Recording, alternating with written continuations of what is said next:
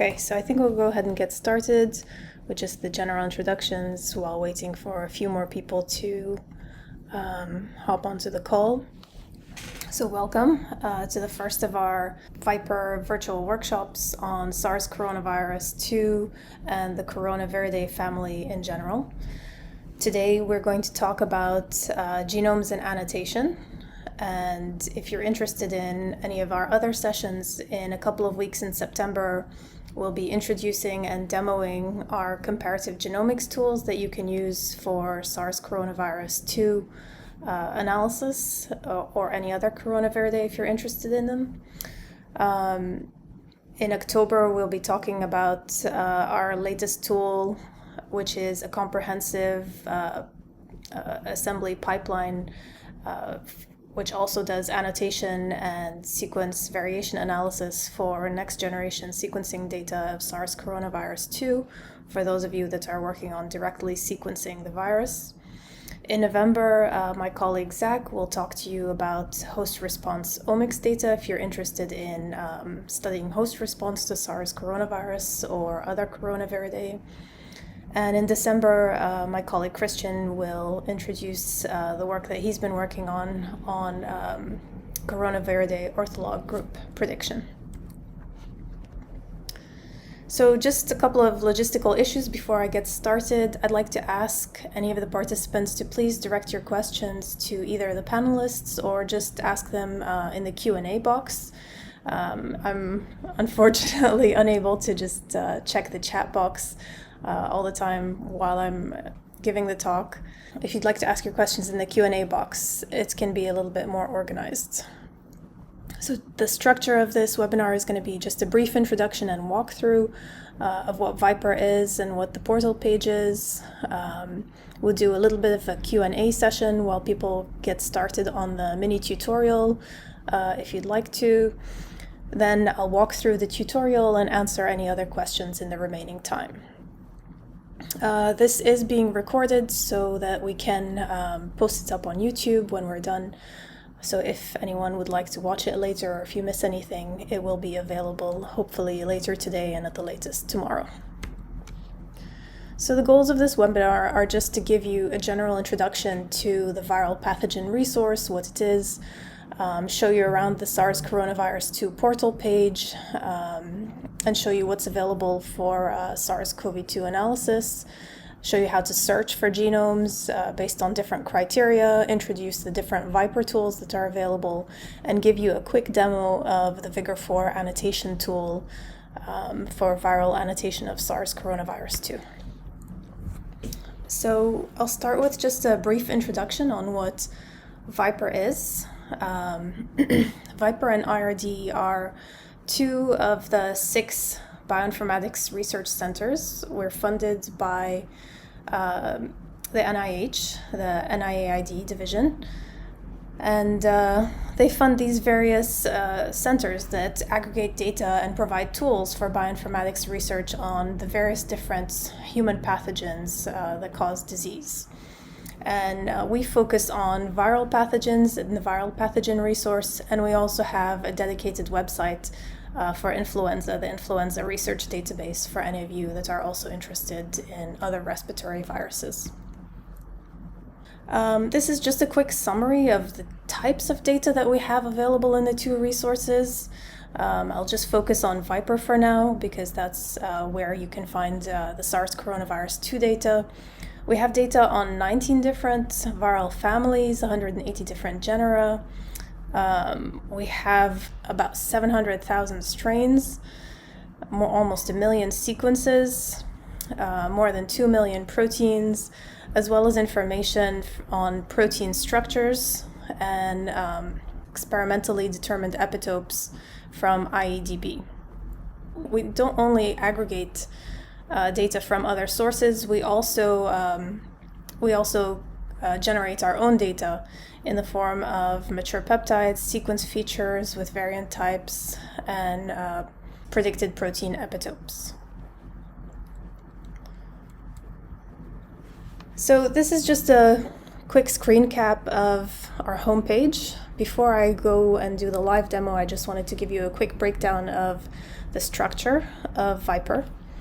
We basically like to think of the website as divided into 3 parts.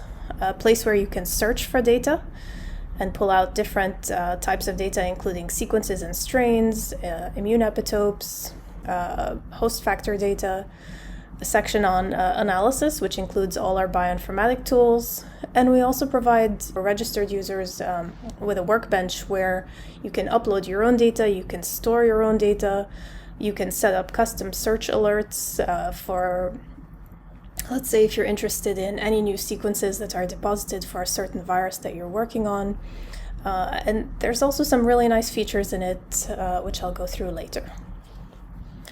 So this is what you can find in the search section for SARS coronavirus 2. You can look for genome data. You can search for proteins and different strains. For those of you interested in immune epitopes, we have several immune epitopes downloaded from the immune epitope database. We also have several host factor datasets from Coronaviridae families. For anyone interested in structural biology, we have 3D files from PDB, the protein data bank on SARS coronavirus 2 and other Coronaviridae proteins, as well as protein domains and motifs. Just a quick overview of the tools that we provide for SARS coronavirus 2. And I've divided them up into several different categories. We have some traditional bioinformatics tools, such as sequence similarity searches. You can use our sequence format conversion tool. You can use ViPR to design primers for your analysis. And in anything with a green asterisk is what we categorize as comparative bioinformatics tool. You can align sequences. We use muscle, so it's quite fast. You can visualize your aligned sequences in an interactive alignment viewer online, so there's no need to download any specific software onto your own computer. You can look at sequence nucleotide polymorphisms. And we also have a really nice tool, which I'll get into in our next session, called MetaCats, which allows you to do comparative analysis between 2 different data sets. So for example, if you have a sequence from one country, a set of sequences from one country versus another, or from 1 year versus another, and you'd like to look at how the sequence changes, or if there are any sequence changes between those 2 different groups. So basically looking at any kind of sequence differences, but based on the metadata that's provided for those sequences. And of course, we also have phylogenetic tree builders that use multiple different methods, and you can use them for both nucleotide and amino acid tree building. And we have a really nice tool for those of you who might not be experts in phylogenetics, called the Model Compare tool, which can help you select the best evolutionary model and guide you on how to build your tree. And of course, we also have our latest tool, Comprehensive Genome and Assembly, an annotation tool, which will help you build the SARS coronavirus 2 genomes based on next-gen sequencing data and analyze them. And then we have the workbench, which allows you to not only store the analyses that you perform or store the data sets that you find on ViPR, but you can also upload your own data, combine it with anything that you find on the ViPR website to analyze those data sets together. You can also share with a collaborator, and that's extremely useful, especially now that most of us are working virtually. So you can share whether your collaborators are in your own lab or you have international collaborators. And this just shows that you can have multiple different options. You can make your items public, you can make them private. And I should just point that out. Any data that you upload to the ViPR workbench stays private unless you indicate that you'd like to make it public. And just a quick introduction to the VIGOR 4 genome annotation tool before I move on to the live demo of the website. The ViGOR annotation tool was designed to help annotate and standardize the annotation of viral sequences, and this is important for multiple different reasons, which I'll get into in a second. But we, of course, have a graphical user interface on our website where you can use this tool. But for those of you who are more comfortable using command line, we also have the code available on our GitHub site at virusbrc/ViGOR4, and the viral databases that are used to annotate the sequences at github.com jcventurinstitute/VigorDB. ViGOR4 is not only for Coronaviridae, it's for multiple virus families. And if you'd like to see the different virus families that are available for them, you can look on the GitHub site. It should list them. But you can also find it on the ViPR website, and I'll show you in a second.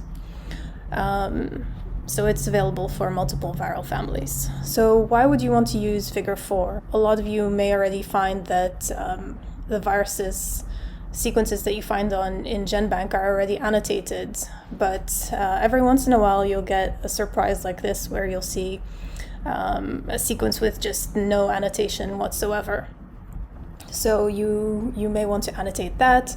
A lot of the sequences that you find on GISAID are also not annotated, or you might want to annotate your own data as well. Another reason is that SARS coronavirus 2 is one of the viruses that produces these large polyproteins like ORF1A and ORF1AB, and these are subsequently cleaved into shorter peptides like NSP1, NSP2, the proteinase, etc.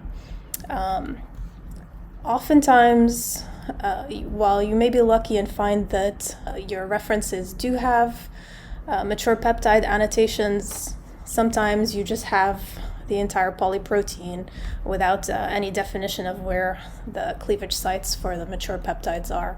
And if you're interested in looking at that, it's nice to have those annotated.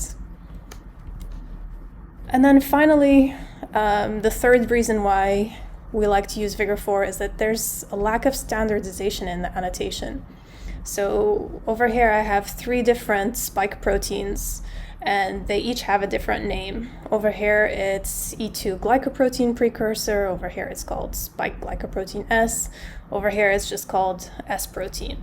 So especially if you're doing comparative sequence analysis, it's really nice to have all your proteins with the same names that are standardized. So one thing that you might want to do is just pull a huge data set and run it through ViGOR to just standardize the annotations so you can perform your comparative analysis more easily.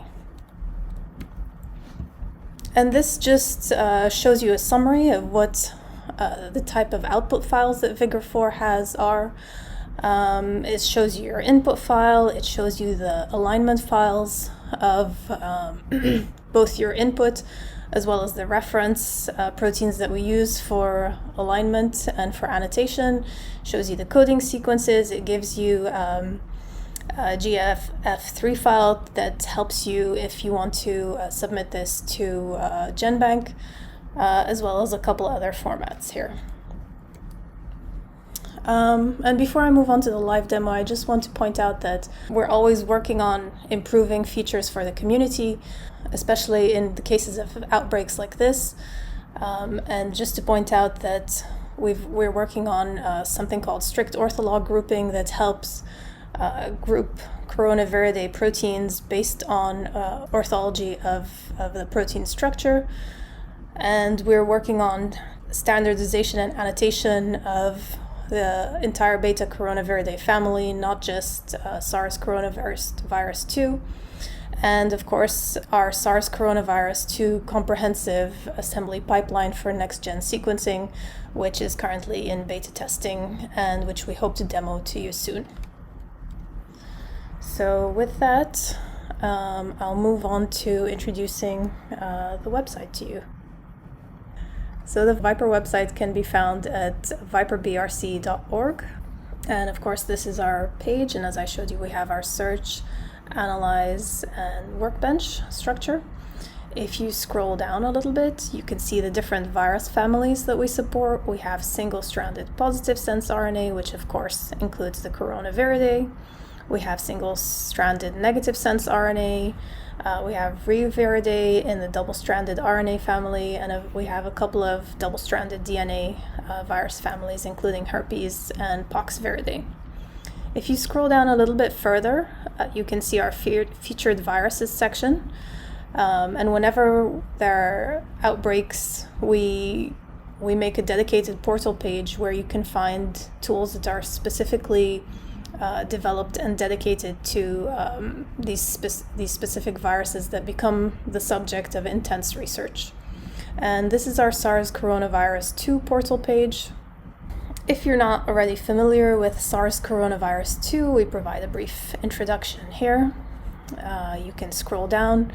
In the highlights section, you can learn about the recent tools that we've been working on and developing, as well as the research that the ViPR team's own bioinformatics analysts summarize and come up with.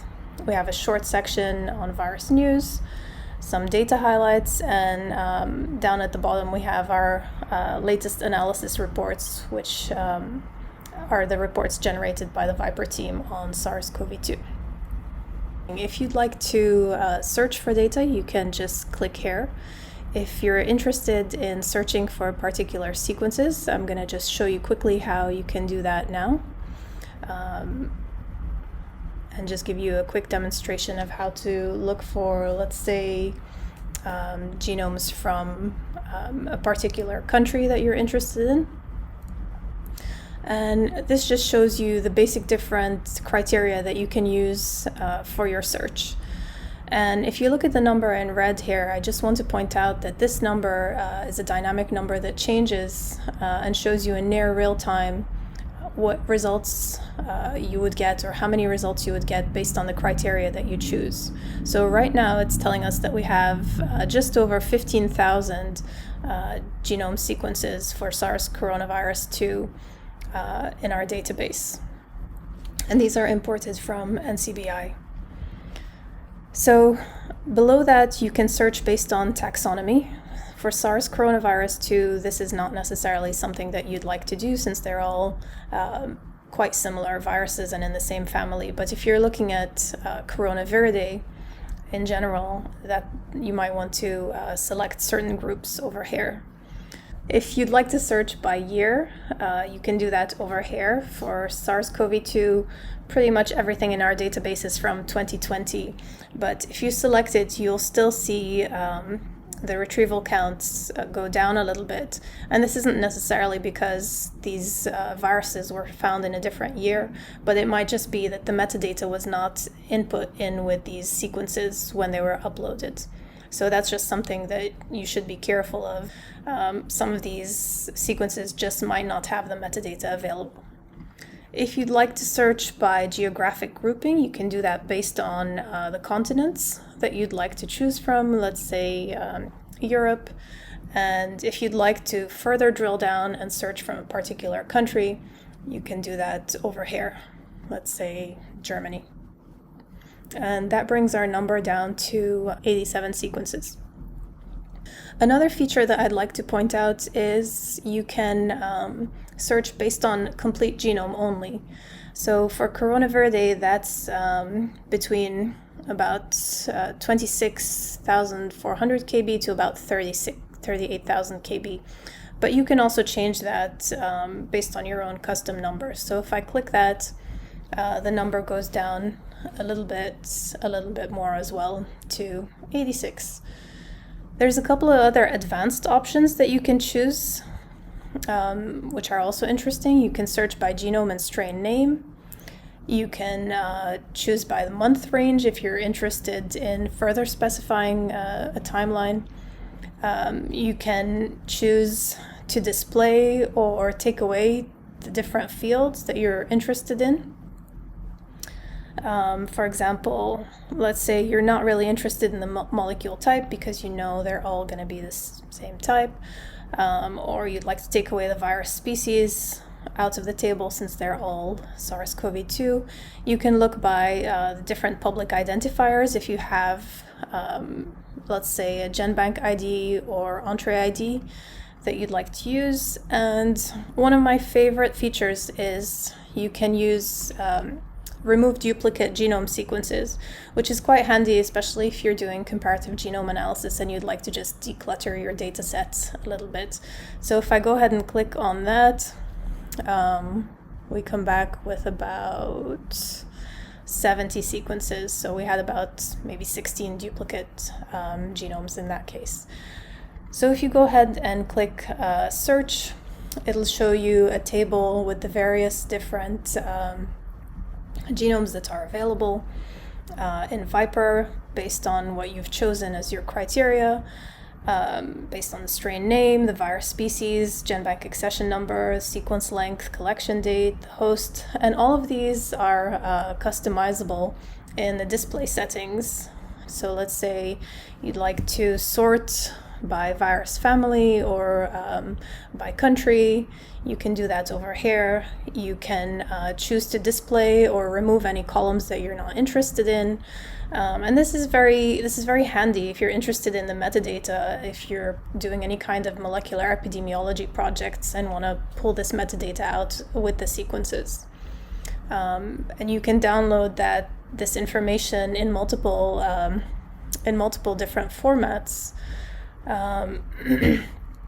Which includes not just the DNA FASTA files, but you can download them as GFF3 files. You can download the coding sequences, the proteins as well. And if you want the metadata, you can download that as either an Excel file or a tab delimited file.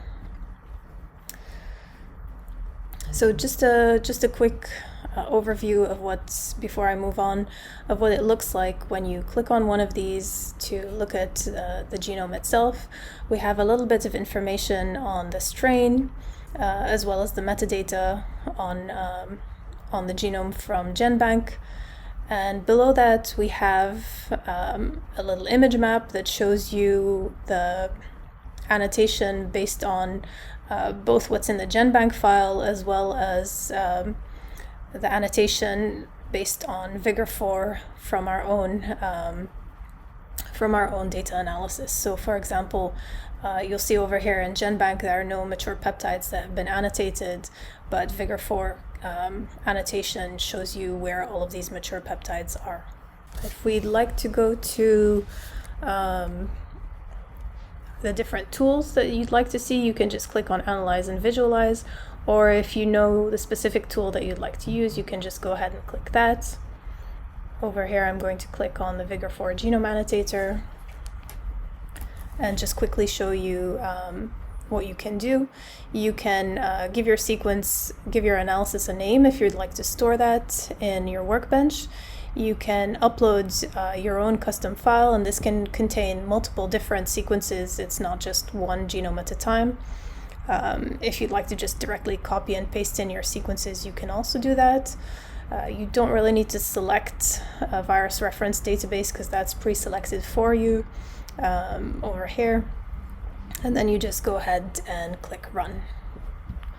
So that's it for my quick walkthrough, and I'll go through these a little bit more thoroughly as I walk through the tutorial, but I'd like to just thank everyone for attending and give you some time to ask any questions that you might have on what I've just shown you.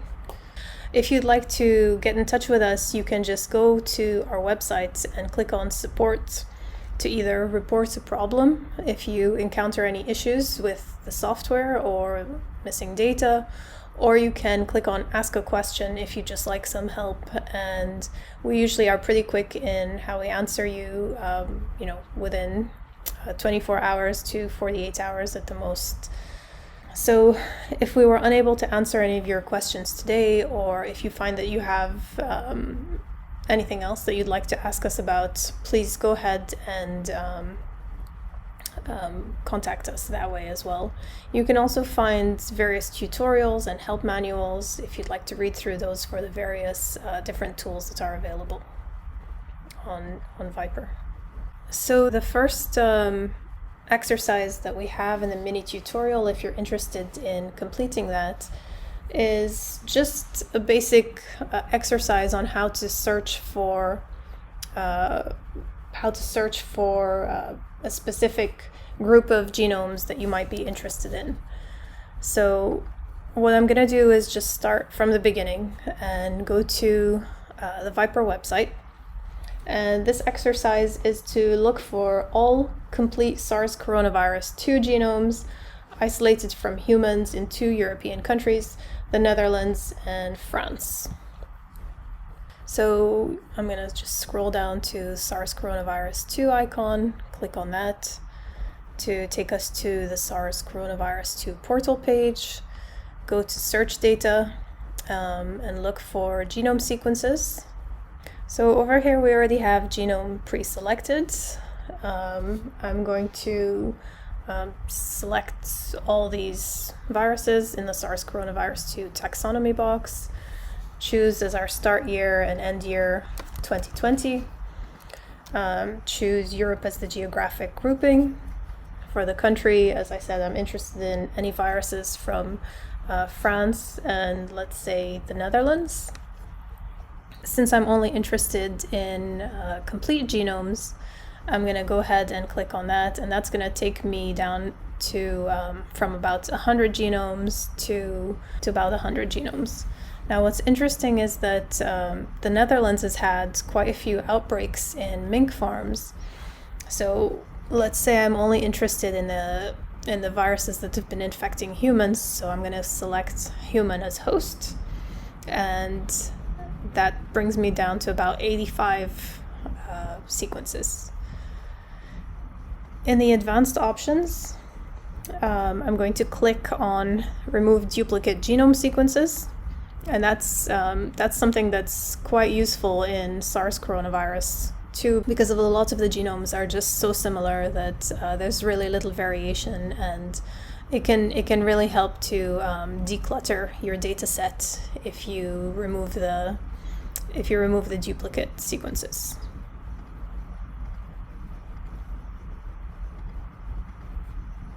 There we go.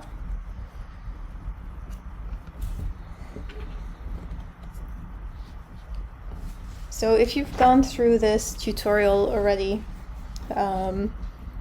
you should end up with about, I think it was roughly 50 genomes. And the website seems to be a little bit slow. It might be because of the increased workload on it right now, but if I go to my workbench, I already have my data set there, and I'm going to just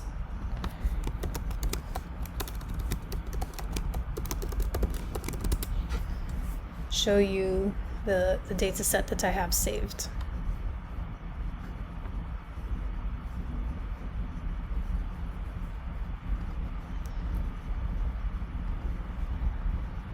So this is also a good way to show you around our workbench.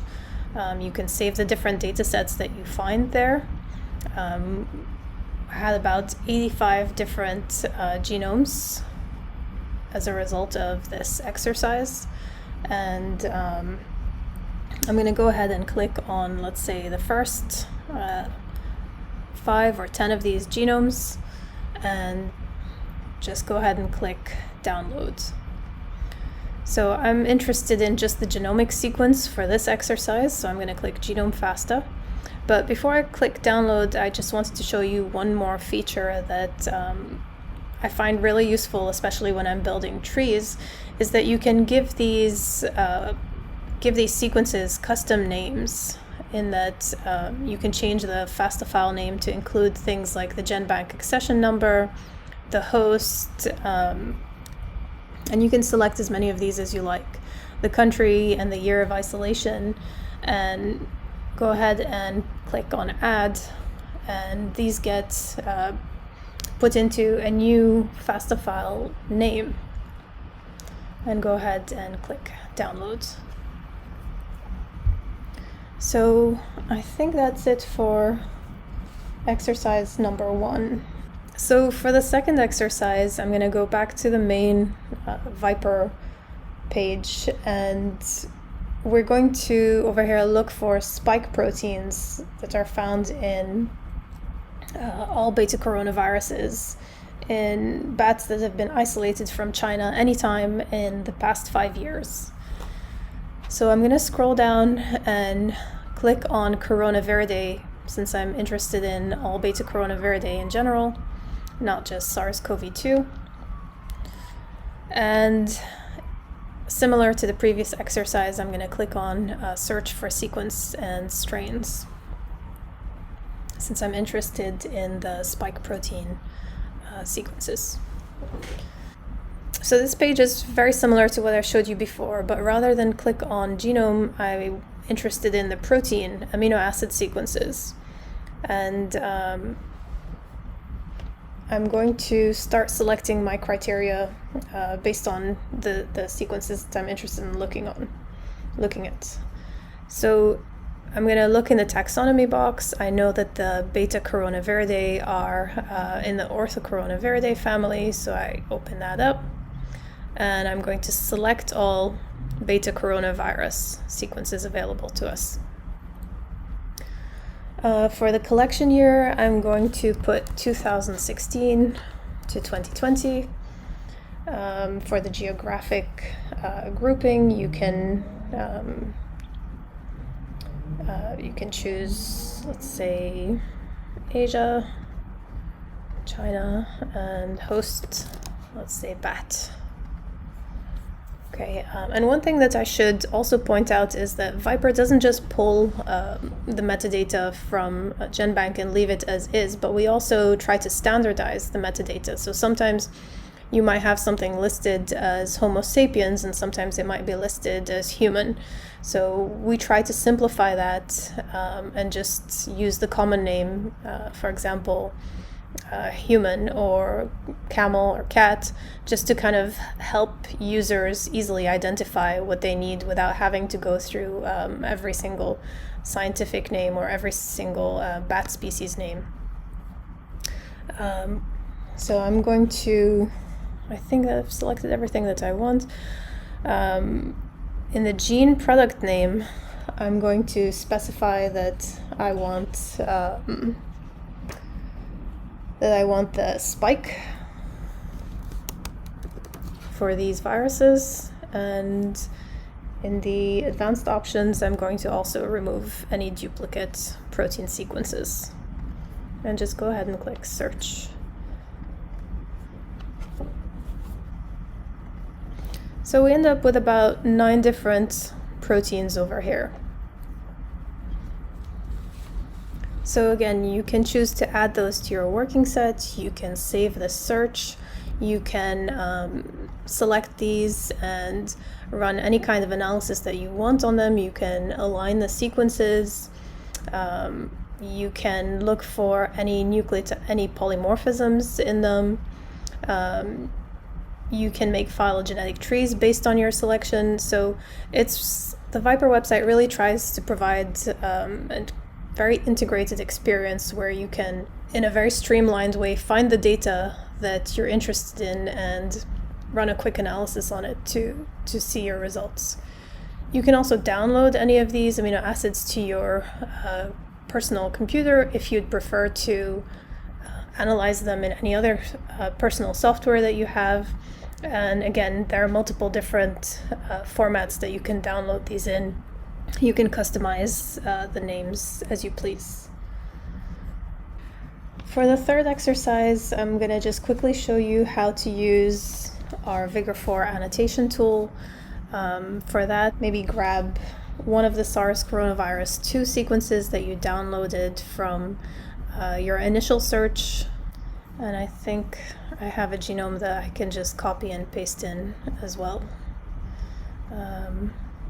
So I'm going to go ahead and go to the ViGOR genome annotator in our tools section. You can upload in any number of sequences that you're interested in. You just have to have a multi-FASTA formatted file, and you can choose that and upload it from your local machine over here. But for this experiment, I'm just going to paste in one SARS coronavirus 2 genome and go ahead and click on run.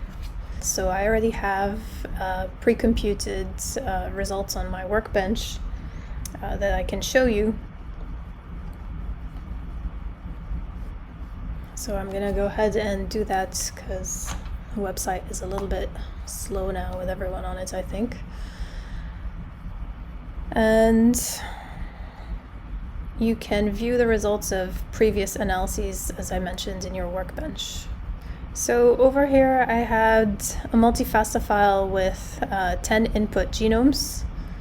It's a little bit slow in loading right now, but I'm going to expand one of these and just show you what your results will look like if you use the graphical user interface for ViGOR 4 to annotate your proteins. Someone had asked whether we annotate the polyproteins as well or just the mature peptides. We do both. So for example, here is the ORF1A polyprotein.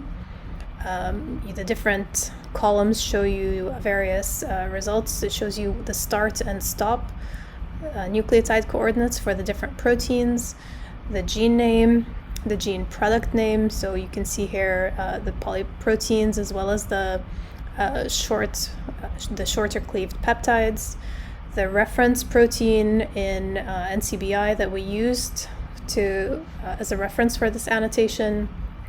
This column shows you the peptide length as well as the length of the reference protein, and it shows you the percent identity, similarity, and coverage based on this reference protein in this column shown here.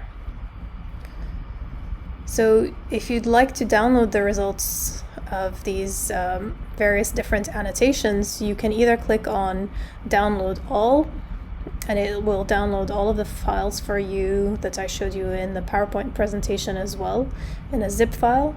If you're only interested in the coding sequences, you can just click on all annotated coding sequences. If you want the amino acid sequences, just click on all annotated peptides. If you want just the individual file, you can open that up and click on just download the results for the one strain or genome that you're interested in. So I think I've covered everything that I wanted to mention for this. Thank you all so much, and we hope to see you in our future webinars and workshops as well.